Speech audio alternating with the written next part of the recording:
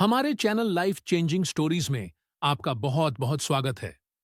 वृंदावन के संत प्रेमानंद महाराज ने NRI society के विरोध के बाद अपनी रात्रिकालीन पदयात्रा का रास्ता बदल लिया है।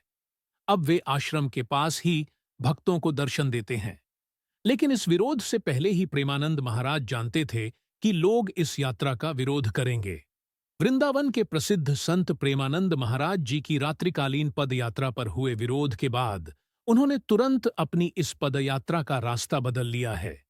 जहां पहले इस पद यात्रा में लोगों को काफी दूरी तक प्रेमानंद महाराज के दर्शन मिलते थे, वहीं अब वह अपने आश्रम से चंद कदम दूरी पर ही अपनी कार से उतरते हैं और भक्तों को दर्शन देते हैं।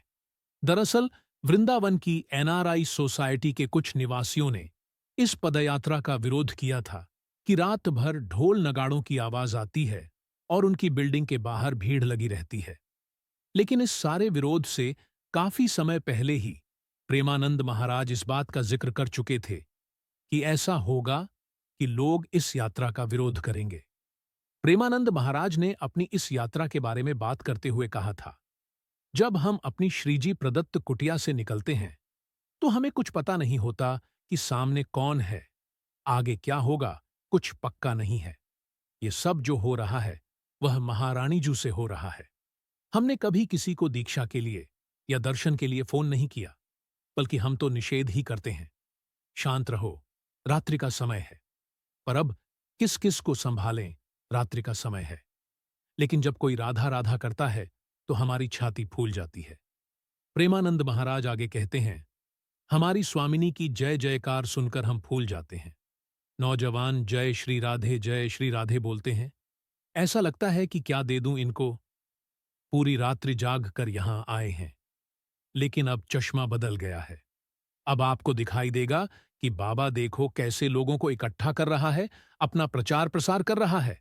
बताओ, रात्रि में बैंड बजवा रहा है, ढोल बजा रहा है। पर सच्ची बात है कि मुझे कुछ पता नहीं होता कि कौन, कहां, क्या और कैसे हो रहा है।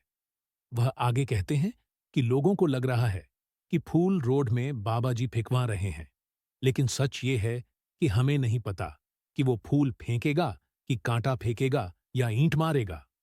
हमें कुछ नहीं पता होता है। हमारी श्रीजी क्या कर रही हैं, हम तो बस देखते रहते हैं।